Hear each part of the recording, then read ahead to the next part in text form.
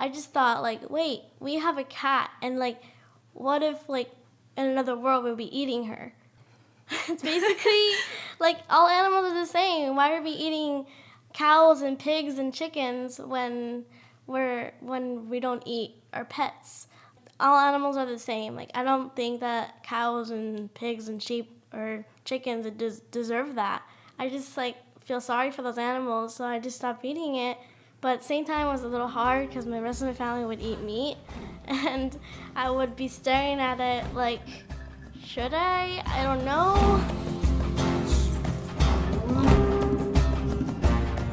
That was Jenny Fernandez, and this is the Yogi Triathlete podcast. Welcome back to the YTP. This is the place where we share stories of people looking, finding, and living their purpose.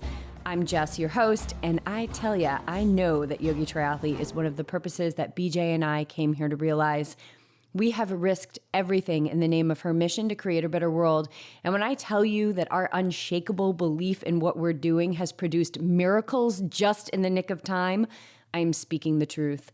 This journey has required us to deepen our relationship with the present moment like I never thought possible, and it's brought us more than we could have ever imagined, challenges and joys.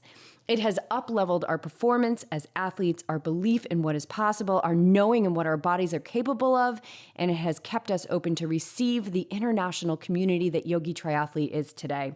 The present moment is the base, and we all know it's the key for successful racing, yet in order to become and stay present, we must train our minds. Presence is where it all begins. And it doesn't have to take a midlife crisis or a tragedy to dive in. We can dive in and wake up at any age. And the earlier, the better. Because a relationship with the present moment sets the tone for our future that will bring incredible gifts into our lives. I believe that one of the greatest gifts we received this year is the addition of Jenny Fernandez to Team Yogi Triathlete. Jenny is 11 years old. She meditates, and she is already feeling that her practice is bringing her more calm into life. Yeah, I have come to realize that 11-year-olds get stressed, and they appreciate feeling calm. Jenny is a triathlete because she was inspired by her mom, and she put that inspiration into action. Jenny is vegan because she loves animals, and she is a yogi, having practiced yoga and meditation regularly throughout her training. This girl is a gift, not only to Team YT and her family, but the world. I mean, no pressure, Jenny, but we know that you're going to continue to do amazing things in this life as long as you keep seeking that joy and happiness that you love so very much. Jenny's mom, Lupe, joins us today for our chat. And well, the apple surely doesn't fall too far from the tree. Lupe and her husband, Manny, have been incredibly supportive of Jenny's multi-sport pursuits, and they are right by her side in her training. And thanks to Jenny, the entire family is now eating a vegan diet. Yay, say the animals. And Mother Earth. This conversation is a glimpse into the future, and from my view, it looks pretty darn good. This girl is for sure awake and ready, and she is keeping everyone around her on their toes. I am so honored to share this episode today with a quintessential yogi triathlete, Jenny Fernandez.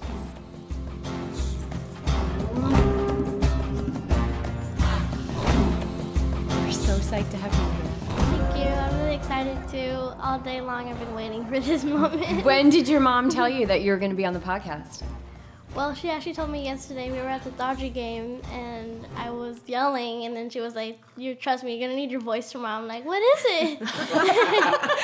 And yeah, and she told me, because I kept asking, I was like, I really wanted to cheer for my team. So did you sacrifice some cheering just so you could share your story with the audience of Yogi Triathlete? Yes. You're amazing. Selfless. She's selfless. Constantly. All right, Jenny, you were just coming off your third triathlon of the season, and according to your mom, you crushed it. Like, you just went for it. Yeah. So tell us about it. Where was it? Mission Bay? Yeah, I was Mission Bay. I meditated before it. I think that's what helped me through it all. What did you do before it? Meditated. You meditated. Yeah. Nice. For how long? Do you know? I don't know. I don't think It so. was like 10 minutes. Cool. That's perfect. And what did that do for you when you meditated before the race? It helped me get through. I was a lot more calmer, and it helped me realize of how many experiences I had from my last two races, like good and bad. Like what happened was that my first one was really amazing and it was so much fun, and my second one, it was really hot, but luckily I got through it, and it was really fun. How did this one feel as opposed to the first and second one that you did this year? Well, because your mom said you like went for it. yeah, I went all out for it because it's my last one for the year. Just for the year, I'm doing more. You're not retiring. No. So what does all out mean for you? What do you mean? Like you All got on the out- swim? Like what did you just kind of went for it on the Yeah. swim? Like I have to all out means for me to like go faster and not try to like hang out, like get it done, like go fast and have so much fun and Not look at the fish. look at the fish in the water. No. But when you go fast on the swim, like your breath can get pretty hectic. So Yeah, how do you I breathe manage every your... stroke. Like I breathe every stroke, and like sometimes I would like breaststroke sometimes if I get tired. Like coach said to me. Nice. And then I would go back to swimming really fast, but near the end, I feel like I was exhausted from the swim, but I still made it. And when we went to transition, my wetsuit would not come off my feet. It would not come off my feet. I kept struggling through it. I got help from a volunteer. They were not supposed to help me, but I really needed it because I could not put it off. Only did one leg I did. So I had some help with that. Then I got my bike and my shoes on and some water. Like I gulped like a bunch of water. And you got a new bike. Yeah, I have How a new did your bike. new bike feel? Amazing. I love it. I love the color. What color is it? It's purple. It's like a violet color. Her name is Violet. And did you feel like it was faster? Yes, I loved it. Yeah. Nice. I Do love you know how much faster you went on the bike than in your last couple of races? No, I think my mom knows. You got that data, Lupe? I do. She did do it a lot faster this time around. It was also a shorter course. Chula Vista was 7 miles and this one was 4 miles. But yet she was pedaling. When we saw her, like the first loop was blazing fast. Like we didn't even have time to like gather up our thoughts, and then she like just flew by again. And my husband and I were definitely shocked. We saw the difference for sure. There was definitely a difference between this race and her last races. Were you scared at all going faster on a brand new bike? Mm-mm. No? Why? Why Because don't you get scared? I already trained it before on my birthday. We went on a ride to the harbor and back. It was so much fun. Like it was a birthday ride with my mom and dad. It was so much fun, and I loved my bike through it. And I wasn't scared with it because I knew how that felt on my birthday. You knew how good it felt on your birthday. Yeah. And so you just took that feeling into the race. Mm-hmm. That's brilliant. And how was the run? Because you're going all out on the swim. You're tired after the swim. You're riding fast on the bike. Mm-hmm. And how was the run? Were you tired? No, I was actually trying to go fast this time, and my mom was running with me. She always does that. Like she runs with me, and then she was telling me to get to the race, and she said that medal's hers. Oh, yeah. And it was so much fun. What was that? I told her that the medal was going to be mine because I did the run with her too. I like running with her. I had sandals on, but it was still a lot of fun. And you guys have done a lot of training together through Jenny's training. And so, Jenny, you're in school, and Lupe, you're working and you're homeschooling Jenny a couple of days a week. How did you guys figure out all this training that Jenny had to do throughout the season? Because you've been consistent. You haven't taken any breaks since the spring, and, meeting up at the pool with BJ to do workouts and things like that. How do you guys manage all that? Well, usually it's because we're really organized with that, and Yeah. I have to just make it a priority. It's not just about me anymore and my schedule, but it's about my daughter and feeling like she gets enough training in. So we normally just train after I get out of school. I tell her, let's go run, or let's go ride our bike, or let's go to the pool, and just making it a priority for sure.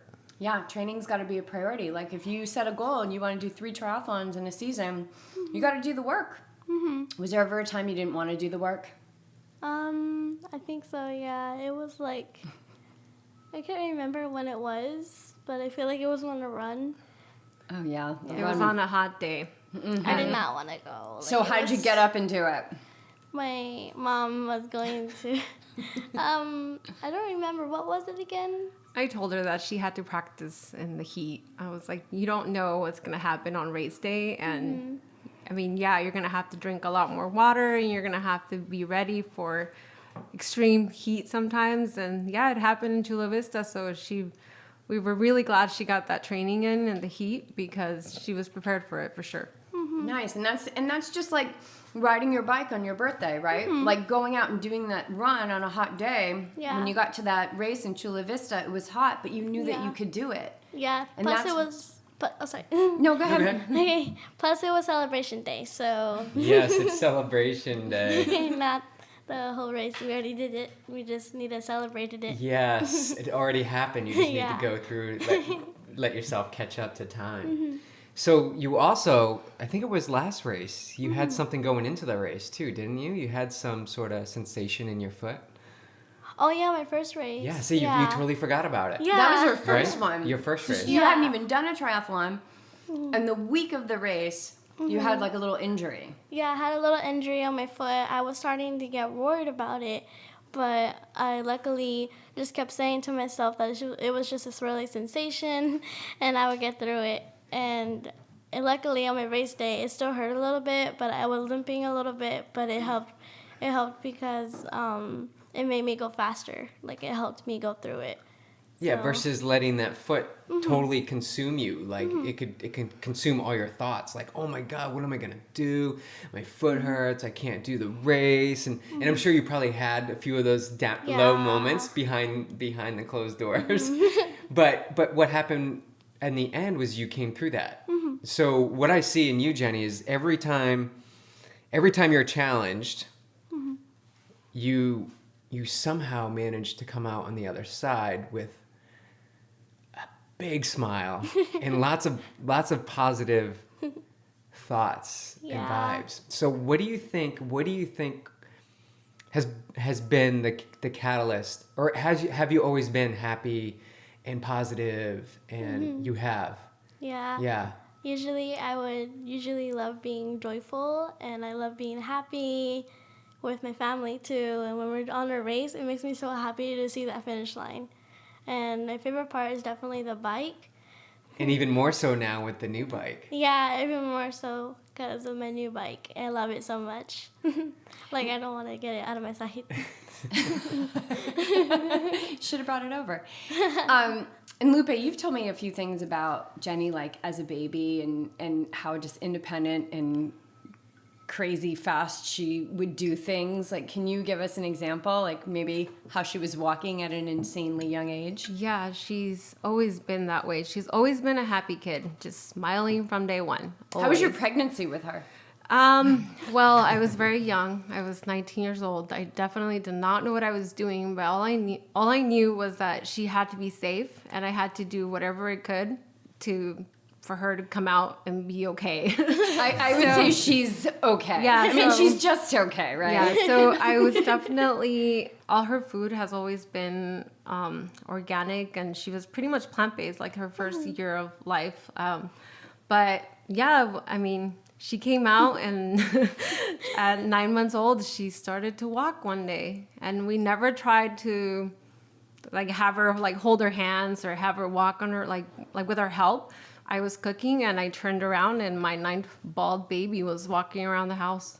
9 months old. Yeah. That's crazy, Jenny. I don't know, I was a baby. You were just ready. You were ready for the finish line. Yeah, but she's always been like that. Like she potty trained herself. Like she's just Nice. a strong one. Maybe she could start doing your taxes or something. Right. But how can we really get you to start working for the family, Jenny?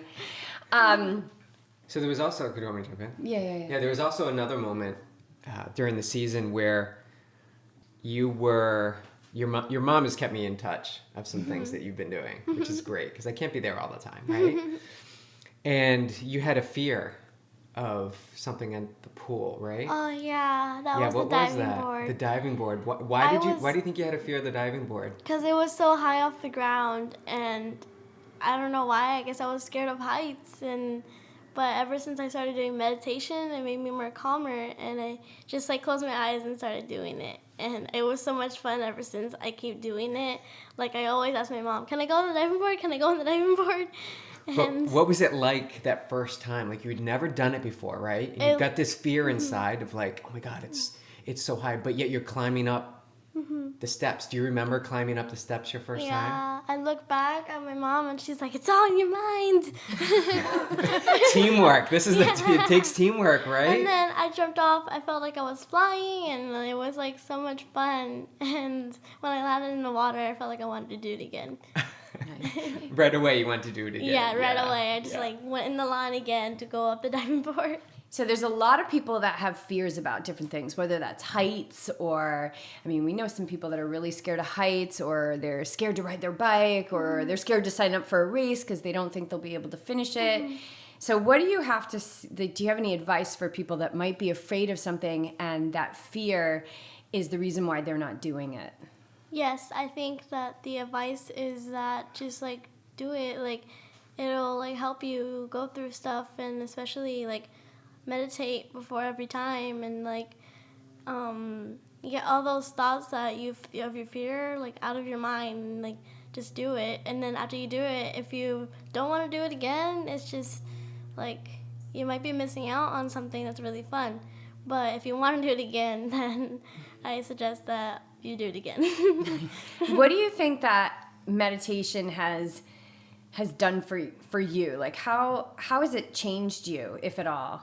It changed me a little bit to be a lot more calmer when I get worried sometimes, or like when I get through struggles, especially during my training, and even the diving board. Like after the meditation, we didn't know what it was, but we thought it was a meditation definitely, because right after I meditated, we went to the pool, and then I went on the diving board.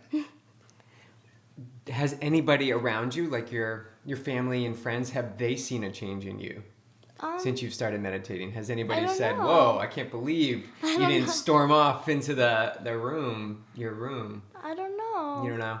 I think so. Yeah? She's like a little Yoda. And she uses it against me too. Like I'll be frustrated and she'll call me out. She'll tell me, "Mom, just breathe. It's okay." And she'll give me my space, which is, I feel like she understands me now. Like she knows that sometimes mommy just needs to breathe, and she's definitely she's wiser for sure.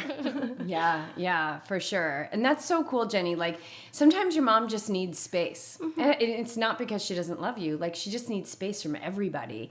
And when we can give each other our space, it's like, oh gosh, we have, you know how it feels. Like you needed space. You didn't need a bunch of people at the bottom of the diving board yelling at you like, just do it. Like you just had your space, but then you were supported. And we all need that. So Lupe, you meditate as well, I know. And so I have the same question for you. Like, what has meditation done for you? And you're an athlete. That was your second 70.3 you did? It was my first. It was your first. I thought it was your second. Well, I guess there's another one Indian coming Wells up. is coming up. Oh no, I didn't. Yes, that's right. What? Oh, Indian Wells. I waited too long and I missed out. But don't we it's know the okay. race director? No, it's okay. I don't think I have that much pull. It's all right. Yeah. It's okay. But yeah, as an athlete, what do you think meditation's done for you? Just talk specifically athletic-wise. Athletic-wise, I mean, I've had a lot of struggles with my training. I mean, I have no swimming background whatsoever. So the first 2 triathlons, I didn't even put my head in the water. And it wasn't until I started being more mindful when I met you guys and started listening to the podcast is that I don't want to say that I was leaving my body, but I stepped out of my zone of the moment and just became more present. Because before I was panicking, I was like, it's cold outside. My first outdoor swim was in the rain in Mission Bay. So I had a panic attack in the water, and after that, I told myself, like, no, like never again. Like you got this. You're going to show up do the work. You're going to train and you're going to do whatever it takes to feel comfortable. And yes, my swim in Hawaii was beautiful. It was the best swim of my life. I went faster than I normally do, and it was just beautiful. And I wasn't scared once, which was, to me, it was a big win because I have no swimming background whatsoever. I don't have any classes on my belt, and it's all been just hard work and just showing up and putting in the work. So one of the things that science has shown us through studies of meditation is that it increases gray matter in the part of our brain that governs self-regulation, where we can really regulate ourselves and we can say, wait a minute, it's raining and I'm in the water, but there's no big deal happening here. Like all of that dramatics happens when the mind is not trained. And so as we sit and we commit to sit, and we dedicate ourselves to this discipline of meditation, we start to build that part of our brain that allows us to be regulated, to not be swinging through the jungle of the monkey mind, but to just be, like you said, in presence. And presence it's everything. I mean, every change that you're going to make, it has to be through presence, because change can only happen in the present moment. So if we're just swinging through that monkey mind jungle, we're never going to be able to make sustainable change because we don't have a relationship with the experience of that moment of life that we're living. So it sounds to me like with both of you that you've developed that part of your brain. It's so evident, and it happens quick. It happens in a matter of weeks. They start to see these changes in the brain. And then that picks up momentum, right? Oh, so yeah. Now you've made one change. You've jumped off the diving board, right? Or even let's backtrack it even further. Like you had that foot sensation, right? Yeah. Now you've gotten through that, and then we were swimming in the ocean. Remember we swam in the ocean? Yeah. Like you've done that, and then you jumped off the diving board, and now you've done 3 triathlons. Now you have all this momentum. So now it's like, what can't you do, right? Like now you start to question everything. Lupe too. Like now you guys can start questioning everything that you believe is the story of you. Like you've got this box around you, like this is my safe zone. This is, BJ, this is all BJ can do, right? You can only go this many miles at this speed, like that's all you can do. But what if you start dipping your toes and questioning what's on the other side of that wall, right? That wall that you put up. And then the possibilities are endless. So you've done three triathlons this year. What do you think you're going to do next year?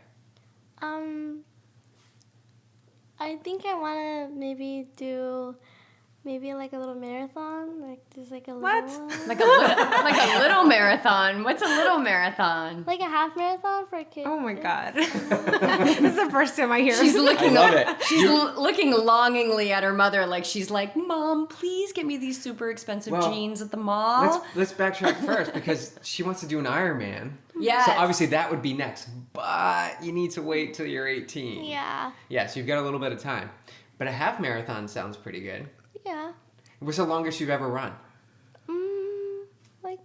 I've had you run 40 minutes. Maybe even had you run like 45 minutes. I think she's gotten close to 5 miles. Okay. Oh, wow. Maybe. You could totally do a half marathon. I mean, you should warm up with a 10K. You should do a 10K. You got that in the bag. Then the Encinitas half marathon. Yeah. That's in March. Or the Carlsbad half, which is in That's in January. January. I don't know for sure though. Like maybe What about triathlon? triathlon. Yes, I am going to do triathlons next year. Maybe the same thing of 3 triathlons. Like I think you can do more. yeah, I want to do more, and maybe. What is the age where you can move into like a fuller distance sprint? Is there an age minimum? I believe she has to be 13. Okay. So maybe in 2 years, like 2 years, 'cause yeah. I'm 11. But that doesn't mean that we can't set up a little triathlon ourselves. For sure. There's no reason why we can't. In May, when the water warms up, we just do a triathlon out here. We can do an Olympic distance if you want. Okay, Yeah. That sounds like a lot of fun. Yeah. Yeah. Yeah. All right, this I can do sounds with all of good. you guys. All right, the other thing I want to touch upon is the fact that you guys are vegan athletes. Yeah. Yes, so this is all plant power, baby. I Yeah. love it. Yeah. So Jenny, like you're in school and Are any of your friends plant-based? I have one friend plant-based. Her name is Mia. I just met her like in the beginning of school for middle school, and she's the best. Like when she helps me be vegan, like she's like so much fun too. And she said that she's the only one in her family that's vegan. Yeah, and that really surprises me, and I just really feel like, what if there's other people out there who want to be like vegan, but they can't because their family doesn't allow them or something like that, or if it's too hard for them to do it because what if their family doesn't even know like that's happening. It's just, for me, being vegan helps me to go through a lot of stuff, and I love being vegan actually. So Why do you eat a vegan diet? because when I first started it, it was because I was the only one starting it still. She was the first one. She was the Yeah. first one in the family? Mhm. Okay, so I need to hear about that. What made you decide to... Well, definitely because my brother and about animals. Like, I just thought, like, wait, we have a cat, and like, what if like in another world we'd be eating her? It's basically like all animals are the same. Why are we eating cows and pigs and chickens when we don't eat our pets? All animals are the same. Like, I don't think that cows and pigs and sheep or chickens deserve that. I just like feel sorry for those animals, so I just stopped eating it. But at the same time, it was a little hard because my rest of my family would eat meat, and I would be staring at it like, should I? I don't know. Yeah. So how was that, Lou? How did she come to you to tell you that she Wait. didn't want to eat animals How long anymore? ago was this? This was more than a year and a half ago. So we're gonna, in June, we're 2 years. So I think so, like a year and a half, I believe. So she just came up to me one day and told me she didn't want to eat meat. And I'm not that parent that's going to judge her. So I was like, okay, that's a great idea. I mean, I tried being vegan in the past after I had her. I was super paranoid of feeding her the wrong thing. So I went vegan for 7 months with my husband. We weren't strong enough. We didn't have the mindset to keep going. So we started eating meat again. But when my 10-year-old came up to me and told me she didn't want to harm animals, I couldn't argue with her. I had to just let her be. And I was like, okay, that's perfect. And one day I made her favorite meal. It was albóndigas. It's like a meatball with beef.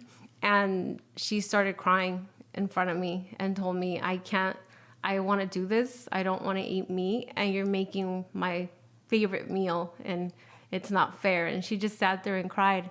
And I remember holding her hand, and I told her that I would do it with her. And I told her... Oh, that's so sweet. That was like a pretty powerful moment. Yeah, for sure. I told her that I was going to do it with her. So, And you guys figured it out. yeah.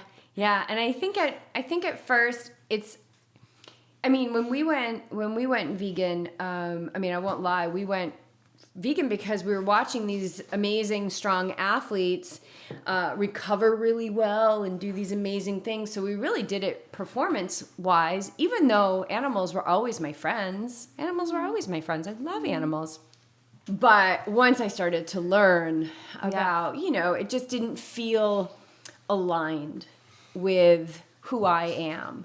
And I don't get mad at people for eating meat. It's their choice, because that might feel aligned with them. And I think that this life is all about doing things that feel right for us. Mm-hmm. And so whether that means that we don't eat meat, or we do eat meat, or we race triathlon, or we don't race triathlon, I think the most important thing for all of us to always ask ourselves is what I'm doing, does that feel natural to me? Does that feel good to me? Does that feel joyful to me? Like you said, Jenny, you like to feel joyful and you like to feel happy. And that's exactly the way we're supposed to live. Mm-hmm. Like, how good can you feel?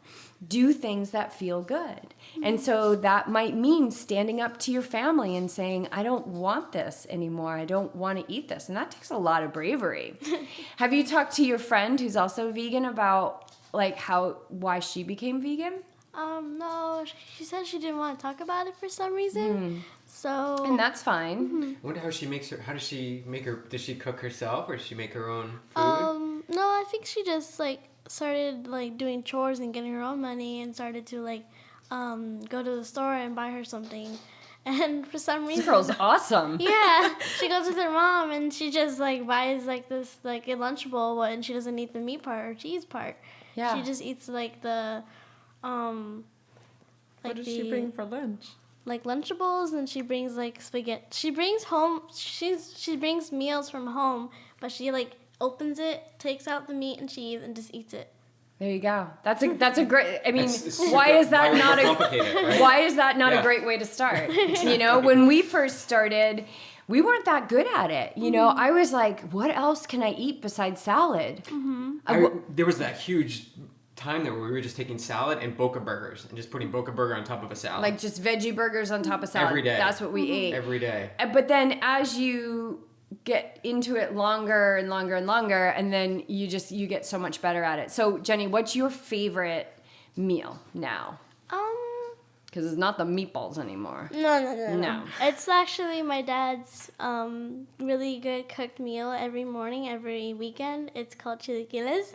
I love it so What's it much. called? What is it? Chilaquiles. It's like a tortilla like cut into like triangles, and it has like really good salsa with it. It's like so good, and he makes tofu scramble with it because he used to do eggs with it. But we couldn't eat that, so we put tofu scramble, which is the one It's from really you did. good. Isn't tofu scramble the greatest? Yes, it's amazing. I We had love it for dinner last We had night. it for dinner, and I had it for lunch today when I came back from my run. It's so good because we made so much of it last night. We had a bowl of it and I know you were like, "Did you eat the tofu scramble?" I got home from my 5-hour ride, and I'm like, there's a little bit on the bottom shelf tucked away. Oh but yeah, you I found had, it. and I put it in a tortilla, and I just had like 2 little mini burritos. It was so yummy. I was like, I'll have a smoothie bowl. Yeah, I know. I get the blender out and everything, and I was like, I don't want a smoothie bowl. I want tofu scramble. Lupe, what's your favorite vegan meal? I have a lot. I started playing around with cashews, making cashew cheese, like my own. And I make these noodles or rice noodles, and then I boil the cashews, blend it, and it's like Alfredo. Because Alfredo was probably like my favorite meal. I mean, I love cheese. When I was pregnant with Jennifer, that was like my biggest craving. Like I've always been a cheese girl. So definitely that's been the hardest part for me, but I found a way around it. Cashew is pretty much the way to go. We got to get you a wheel of our friends that I was telling you about. They just moved here from Davis, and they have their Jules vegan foods, and they have a cashew brie that is to die for, and they have a cashew based like macaroni and cheese sauce. So they're new here to Carlsbad, but you're going to be seeing it around at stores and in Nice. restaurants. It's Definitely. amazing. But you also you post amazing photos. Like, is it tomatillas? Is those like? Yeah. It seems like that is a family. Well, It's a salsa. family event, I mean, I love spicy food, and I make all the Mexican meals that my mom used to make for me, and I just turn them into vegan meals. I think that's the greatest thing. Like if you're wanting to transition to a vegan diet, just take whatever your favorite meals were and make them vegan. For sure. It's there. You can get online and you can say, how do I make? I don't know. I don't even know like a classic meat meal. I don't know. A Anyway.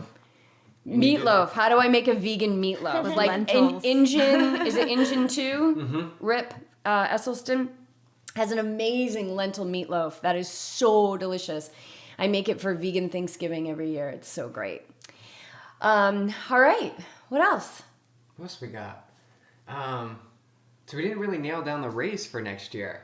Oh. Like, are we gonna do the same series? We're gonna do the whole thing over? Yeah, I think I might do it again. It's so much fun and a lot of experiences. Like, I'm so glad when I have that plaque of 3 medals in my room above my desk. It's amazing. It's beautiful. Like, So what do you think you need to work on? Where do you think your area of opportunity is? I think I need to work on running in the weather, like the different kind of weather that I need to work on.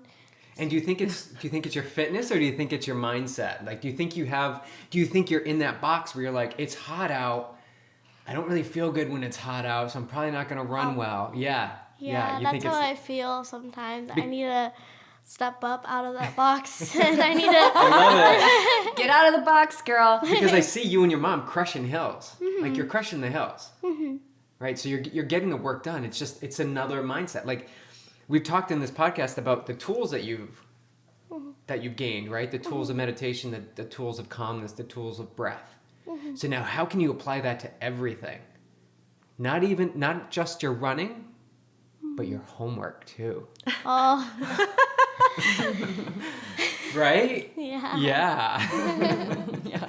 Apply it to everything. And because if you're selective with applying it, then other things are going to creep up and start causing some sensation, let's just say, right? Swirly sensation Some in your life. So let's begin to take that power that we feel when we meditate and when we breathe calm and when we get to the finish line. Let's begin to develop our run. Let's go running in the heat. Let's go running in the rain. Let's go running when you don't want to run. Go out and run. When you don't want to do your homework, right? Listen to your mind. Watch your mind begin to push back. It's like saying no, don't. And then you see that and flip it around and be like, okay, I need to do that.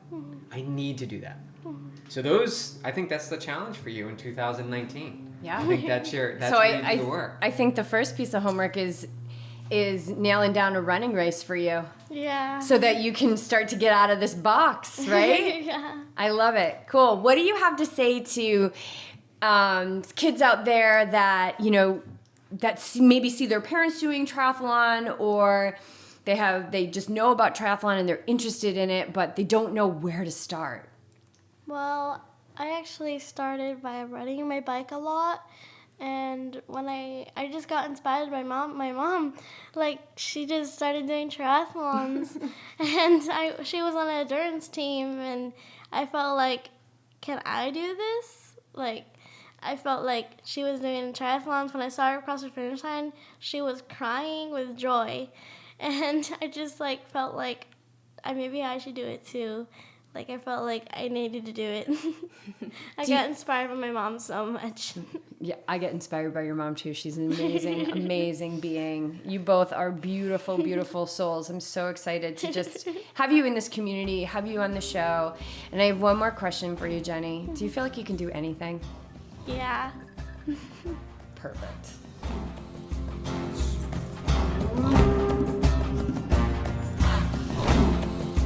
Thanks so much, you guys, for tuning in, supporting the show, and doing your part to live awake and ready. Coach BJ is loving the work he is doing with Jenny. I mean, you guys, he was so cut out to work with kids. It's amazing. He's such a natural.